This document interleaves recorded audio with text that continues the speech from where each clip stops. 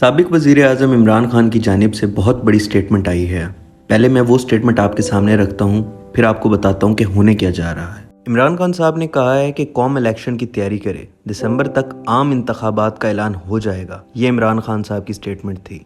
आज की तारीख में अगर सियासत का कोई सबसे बड़ा गुरु है तो वो इमरान खान साहब हैं। यानी अगर कोई पाकिस्तान में सबसे बेहतरीन तरह की सियासी प्रेडिक्शन कर सकता है तो वो इमरान खान साहब हैं। मिसाल के तौर पर जो चीज़ें इमरान खान साहब ने जैसी प्रिडिक्ट की थी मीडिया को या कौम को, वो एग्जैक्ट वैसी बाद में हुई हैं। इमरान खान साहब ने कहा था कि एक वक्त आएगा कि जब ये सारी पॉलिटिकल पार्टीज मेरे खिलाफ हो जाएंगी। हमने देखा कि ऐसा ही हुआ। इमरान खान साहब ने ये भी कहा था कि जब ये मेरी हुकूमत को गिराएंगे तो इकोनॉमी की तबाही हो जाएगी, और आज पाकिस्तानी अवाम इकोनॉमी की तबाही का शिकार है।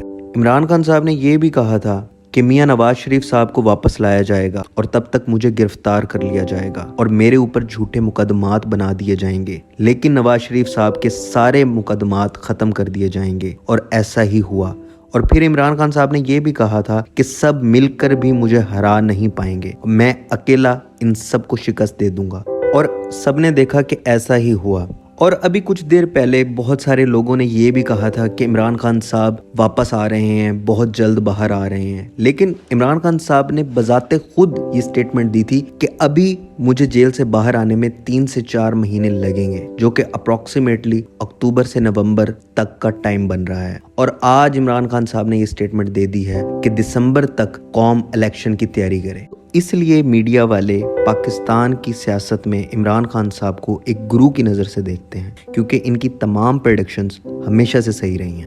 तो अब कोई वजह नहीं है कि इमरान खान साहब की ये स्टेटमेंट सही ना हो, क्योंकि जो बातें इमरान खान साहब ने जैसी की हैं वो वैसे अभी तक होती रही हैं। अब वो कौम को कह रहे हैं कि दिसंबर तक इलेक्शन के लिए तैयार हो जाओ। अब ये तो हो सकता है कि चीज़ें थोड़ी ऊपर नीचे हो जाएं, जैसे कि अगर इलेक्शन दिसंबर में नहीं होते तो वो जनवरी या फरवरी में जाकर हो ही जाएंगे, लेकिन ऐसा नहीं है कि ये प्रेडिक्शन गलत हो जाएगी या फिर ये हो नहीं पाएगा, ऐसा ही होगा। लेकिन अगर इलेक्शन जनवरी या फरवरी में भी होते हैं तो क्या पाकिस्तानी हुकूमत सिर्फ 1 साल के लिए बनी थी? एक बहुत बड़ा सवाल है ये। और दूसरा बड़ा सवाल ये है कि ये हुकूमत गिरेगी कैसे? देखें, ये चीज़ तो अपने माइंड में डाल लें कि इस हुकूमत ने पाकिस्तानी कौम को, पाकिस्तानी एस्टैब्लिशमेंट को और बैनुल अक़वामी सतह पर बहुत मायूस किया है लोगों को, और ये मजीद अब इस पोजीशन में नहीं है कि ये मजीद कोई बोझ उठा सकें। इस फ्रस्ट्रेशन में अगर पाकिस्तान को एक जमहूरी मुल्क बनकर रहना है तो पाकिस्तान को आने वाले दिनों में इलेक्शन की तरफ ही जाना पड़ेगा। एक मजीद बड़ा सवाल ये है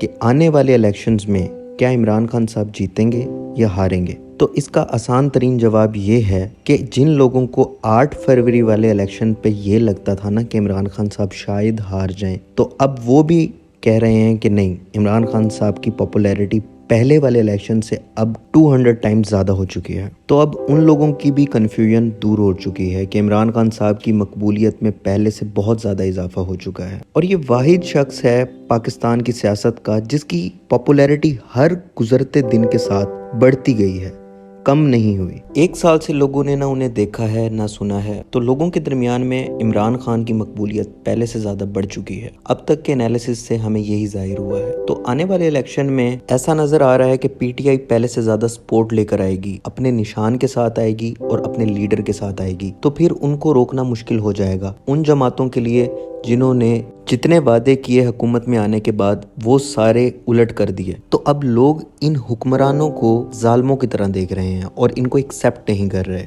तो अब ये तो क्लियर है कि आने वाले इलेक्शंस में ये लोग इन लोगों को वोट देने के लिए बाहर नहीं निकल रहे। इस वक्त हुकूमत को देखकर ऐसा लग रहा है कि जैसे हुकूमत को एक डर लाहक है। उन्हें एक डर लग रहा है कि कहीं निज़ाम पाकिस्तान सच में ही न्यूट्रल ना हो जाए, क्योंकि इमरान खान साहब ने जितना पॉलिटिकल प्रेशर क्रिएट किया है या जितनी उनकी पॉपुलैरिटी है उसको इस्तेमाल किया है, उनका मकसद सिर्फ ये था कि निज़ाम पाकिस्तान खुद को न्यूट्रल कर ले, और ये जो मामलात हैं ये वो पाकिस्तान की सियासी जमातों पर छोड़ दें और अवाम फैसला करे अपना वोट डालकर कि वो किस जमात को इस मुल्क की हुकूमत के मुताबिक समझते हैं। तो अब हुकूमत को ये लगता है कि कहीं पीटीआई और निज़ाम पाकिस्तान कोई बैठकर टेबल टॉक ना कर लें, क्योंकि इनका अब तक जितना भी मंजन बिक रहा है वो इसी बेस पे बिक रहा है कि पीटीआई और निज़ाम पाकिस्तान दोनों एक दूसरे के खिलाफ हैं। तो इनकी विन विन सिचुएशन अभी तक चल रही है, बट वो हमेशा तो कायम नहीं रहेगी। हर मसले का कोई ना कोई हल होता है, और अगर निज़ाम पाकिस्तान और तहरीक इंसाफ ने